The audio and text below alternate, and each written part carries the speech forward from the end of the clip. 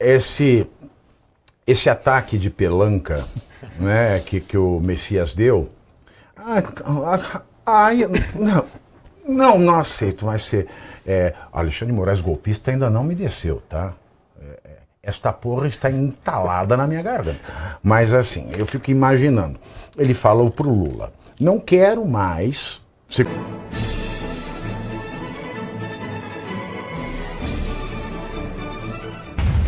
O povo e, óbvio, contra a própria democracia, para dizer que nós somos o problema e a ameaça à democracia, Pavinato. Agora, o Eduardo Salles, eu fico imaginando esse ataque de pelanca, né, que o Messias deu,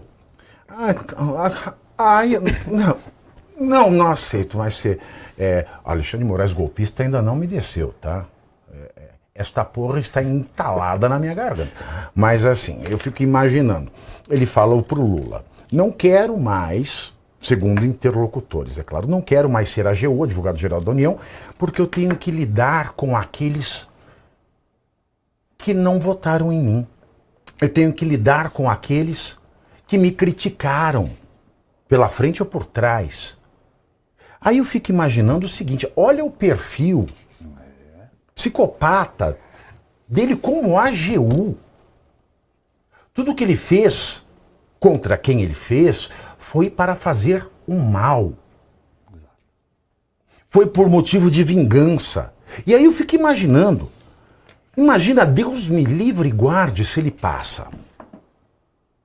Bate na madeira, faz sinal da cruz. Jesus, Deus Maria me livre e guarde, ele passa. Ele já revelou aí que ele não cumpriria o seu papel de juiz quando o caso fosse, por exemplo, contra alguém que votou contra ele e ele soubesse ou que o criticou, não só na sabatina, mas também na imprensa. Ou seja, Deus já fez um favor para o brasileiro de derrubar a máscara do Messias no dia seguinte à sua rejeição. E olha, Deus é tão grandioso que ele mostra, inclusive aos líderes religiosos que o apoiaram, que eles estavam errados. Porque isso não é papel de homem de Deus. Isso é papel de homem do diabo. Vingança é do diabo. Vingança não é de Deus.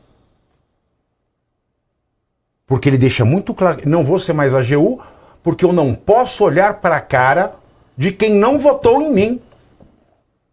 E se ele fosse juiz do STF? Ele jamais ia assumir, mas agiria como um vingador. Pois não. Você já vê que já está violando a caracterização de impessoalidade, né, Pavinato? Porque essas características, até eu entendo uma certa coerência no ato dele. Por quê? Porque o histórico dele, a atuação dele na Advocacia Geral da União, foi o que colaborou, né, e até de certa forma corroborou o resultado, né? A própria, vamos dizer, a reprovação dele na sabatina do Senado.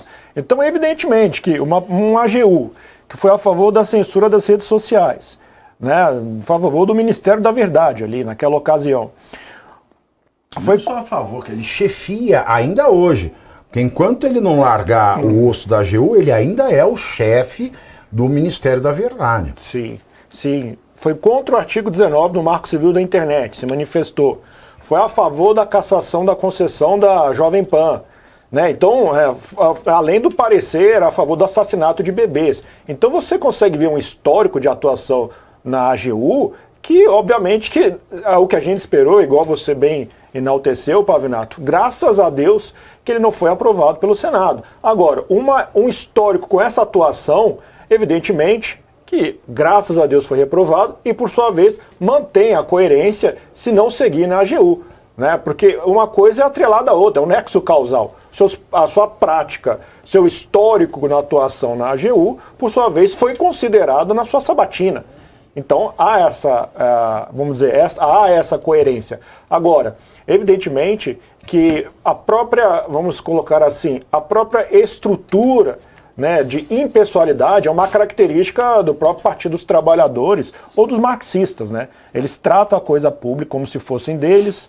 Então imagina uma pessoa com este perfil sendo ministro do STF. A gente consegue ver históricos recentes de que é a falta da impessoalidade. Eu nem estou falando de imparcialidade, mas do aspecto impessoal. O aspecto impessoal, para você de casa compreender melhor, seria você tratar a coisa pública como se não fosse você. Né, como se não fosse você, perdão, como se não fosse sua. Então, ele tem que fazer o mesmo tratamento isonômico para independente do perfil da pessoa ou da ideologia da pessoa. Realmente, com esta pessoa, com este perfil, vocês acreditam verdadeiramente que esta pessoa faria uma excelente condução como ministro do STF? É óbvio que não. Então, corretamente foi reprovada, né, a sua indicação, não foi adiante, e até isso está conectado, se você analisar indiretamente, primeiro, a atuação do Lula no 1º de maio. Por quê? É um governo natimorto, né, Pavinato? Porque não apresentou plano de governo, omitiu quem seria o ministro da Economia, e por sua vez, né, a gente sabe toda aquela obscuridade que ocorreu nas eleições de 2022, e aí posteriormente foi revelado, depois que venceu as eleições, revelou um plano de governo retalhado, e o ministro da Economia, o Fernando Haddad. Ok, esse já foi o primeiro ponto. A gente vê o segundo sintoma. Nas eleições municipais de 2024. O Boulos, ele não quis aparecer com o Boulos. Na verdade, o Boulos não quis ele no palanque. E outro elemento foi o 7 de setembro também esvaziado. Então você vê, é um presidente sem povo e, obviamente, sem tração política. Por que sem tração política? Porque ele não tem adesão nem para com os seus. Então, se você vê, parece aquela reunião de condomínio. Então, evidentemente que uma pessoa com um ego transbordante, como o presidente Lula, vinculado com todo esse histórico recente de 22 até aqui do Lula 3, ele terá essa precaução natural, porque ele sabe que ele não tem lastro político. E aí, onde se confirma não ter esse lastro político? Mesmo com o chamado investimento de convencimento, né, promessa de repasse de emendas de 12 bilhões, oferecendo cargos no governo, ele não conseguiu aprovar o indicado dele para o ministro do Supremo Tribunal Federal, sendo um marco histórico, né? Salvo engano, 130 anos, né, Pavinato? Que a última vez que ocorreu isso. 132. Né? 132, precisamente. Obrigado, Caio. O último foi 1894, governo Peixoto. 132 anos. Então você já vê que está tudo correlacionado, porque não tem lastro político, né? Não tem, obviamente, adesão popular, como é dito, né? A gente pode acabar discutindo, eu não quero desviar um pouco o foco do comentário agora, mas você vê que mesmo com todo esse, vamos colocar assim, as ferramentas institucionais estando no poder, não conseguiu aprovar o seu indicado. Então, ferramenta institucional é ótimo, né? Ferramenta institucional é o nome para propina legal. É a propina ilícita. O investimento de convencimento. É meio ridículo isso. Podia falar merendinha, ficava legal para eles, né? Merendinha. Agora, vale só pontuar também, que lá do Floriano Peixoto, né, que foi a primeira vez que se negou o indicado, é que foi o primeiro presidente a indicar, gente. A gente estava na transição do Império para a República. Então é muito compreensível que você tenha uma rejeição, uma barreira para essa novidade no Brasil, que é a República. E a República no Brasil surgiu não se sabe como, não se sabe por quê e não se sabe de qual maneira.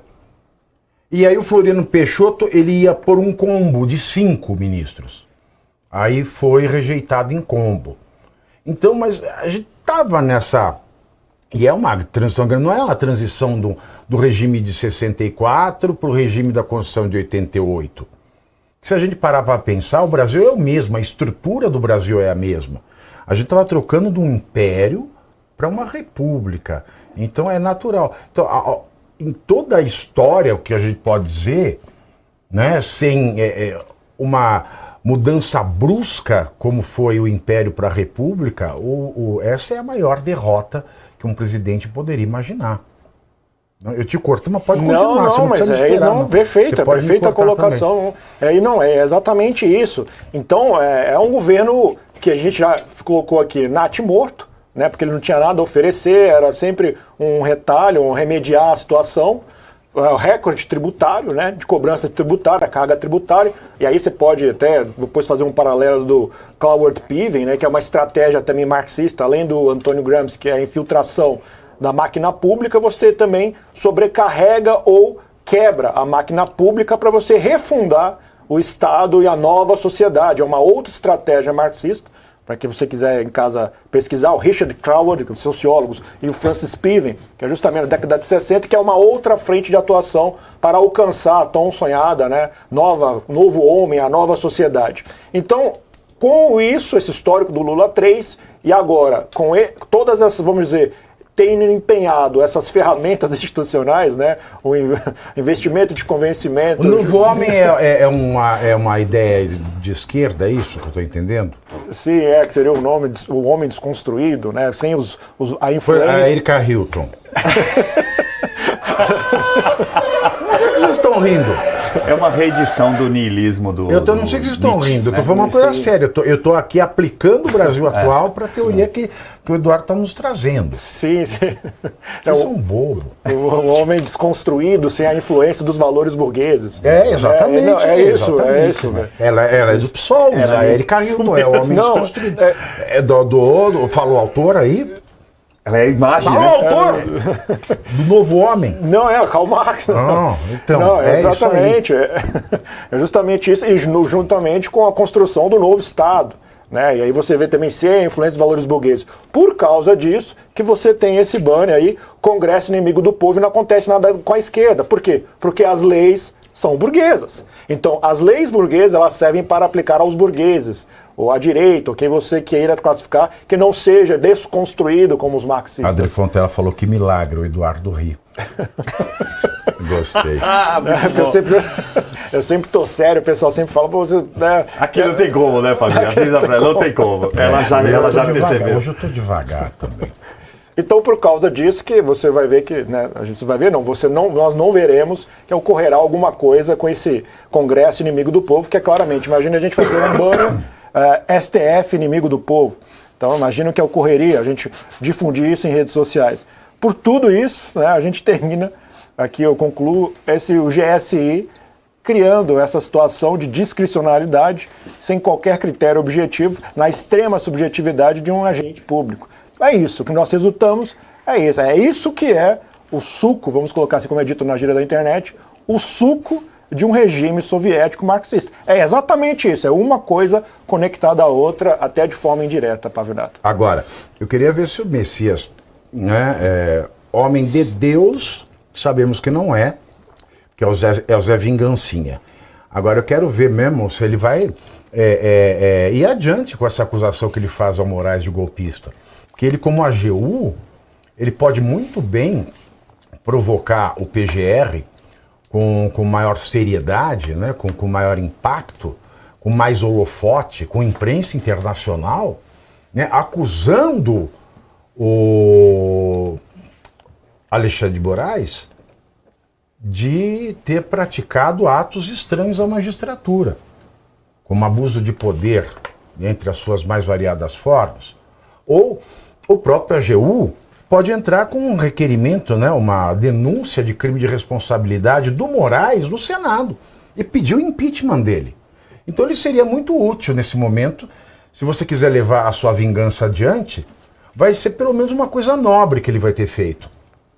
Sim. Né? Se ele derrubar o maior violador de direitos humanos da história do Brasil, que é o Alexandre de Moraes, se bem que eu não sei, ele está pau a pau com o Vargas para mim. Né? Mas o Vargas também era um homem do tempo dele, né? Um homem do nosso tempo, que faz o que o Moraes faz, ele está à frente do Vargas, sem dúvida nenhuma. Sim, está à frente até do Médici, até do Costa e Silva, porque eles ainda tiveram a gentileza de institucionalizar o que não podia. Agora eles vão tirando do CAD-MDMC, né, que é o Centro Estatístico Aplicado no meio do meu cu, o que pode e o que não pode no Brasil. Então ele poderia fazer uma coisa bastante útil, né, com o seu mandato, mas não vai fazer isso. Segundo dados da Bloomberg, o Brasil